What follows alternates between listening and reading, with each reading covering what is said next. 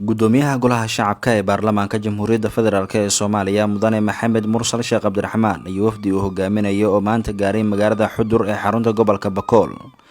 waxaa garoonka diyaaradaha ee magaalada xudur kusoo dhoweeyey madaxweynaha dowlad goboleedka koonfur galbeed soomaaliya madaxda heer gobol iyo heer degmo ee gobolka bakool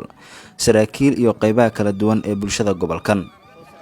gudoomiyaha golaha shacabka iyo madaxweynaha dowlad goboleedka koonfur galbeed soomaaliya oo salaan sharaf ka qaatay cutubyo ka tirsan ciidanka xoogga dalka qaybtooda gobolka bakool ayaa gudaha magaalada xudur xariga uga jaray saldhigga booliiska ee magaalada xudur iyo iskuul hoose iyo dhexe oo ay magaaladu ay leedahay sidoo kale waxa ay si wadajira u dhagax dhigeen xarunta socdaalka iyo jinsiyadaha soomaaliya xafiiskeeda gobolkan bakool oo dhowaan dhismeeda magaaladan xudur uu ka bilaaban doono iyo garoonka diyaaradaha ee xudur oo dib u dhis iyo ballaarinba lagu sameyn doono si wadajir ay warbaahinta ula hadleen ayuu madaxweynaha dowlad goboleedka koonfur galbeed soomaaliya mudane cabdicasiis xasan maxamed laftagareen waxa uu wafdigan kusoo dhoweeyey magaalada xudur waxa uunu ku baaqay in shacabka gobolkan bakool guud ahaan loo dhammaystiro adeegyada aasaasiga ay xaqa u leeyihiin. waxaan tagnay oo ku bilownay shaqadii wafdigii gudoomiyaha uu hogaaminayay iyo wafdigii koonfur galbeed waxaan dhagax dhignay xarunta immigrationka gobolka bakool degmada xudur immigrationka waxaan rabnaa hadduu ilaahay yidhaaha inaan degmooyinka dhan gaarsiino si ay u helaan adeegii immigrationka degmo kasta ay ka hesho maxay ahayd baasboorkii ay u baahnayd iyo ay hesho shaqaalihii iyo dhismihiina waa dhammaystiraynaa sida ugu dhaqsaha badan insha allahu asagaasaan dhagax dhignay kadib waa kasoo tegnay iskool ay iska kaashadeen hay-adda UN Habitat iyo dowlad goboleedka koonfur galbeed mashruuc dhismihiisa ahaa ayaan tegnay isagana oo dhammaaday waa soo furnay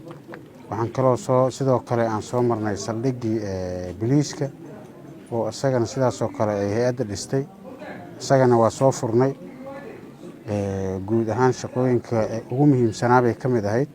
waxaan dhagax dhignay oon codsanaynaa in sida ugu dhaqsaha badan hay-adaha ay khusayso ay gacan nooga siiyaan eeraboorka weyn ee degmada xudur. degmada xudur waxay leedahay eeraboor weyn laakiin wuxuu u baahan yahay dhismo, wuxuu u baahan yahay dayactir, wuxuu u baahan yahay in la xiro.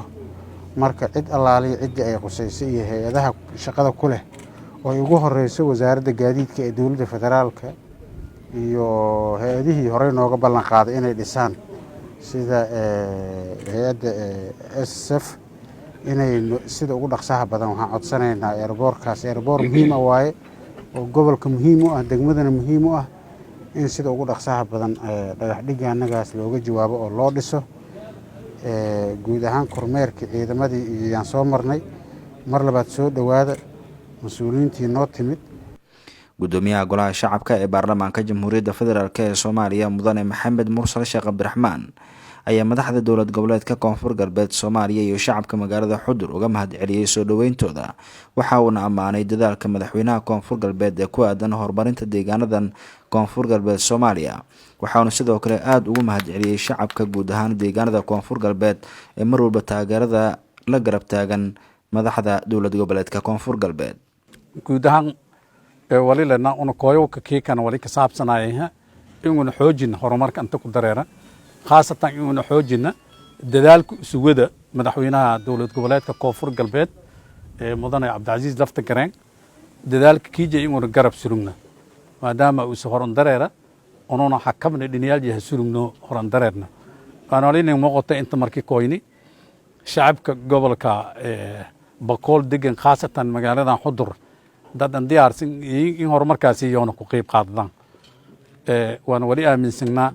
dad badan oo doorka la jira khaasatan hay-ado oo dowladda la shaqeeyo oo khaasatan humanitarian ka qaabilsan ama qaar amniga iyo dhini walba kula shaqeeyo dowladda koonfur galbeed in lala shaqeeyey dadaalka oo madaxweynaha wadiyoona dhinijoha ku suluban tan kale runtii dib u dhiska soomaaliya geek wali imbaahanyaa in hooslaha ku bilaabo imbaahan kor walba ku dhismaayaan hooslaha ku bilaabo heer degmo laha ku bilaabo heer gobol la kooye saas isteedkan dhisma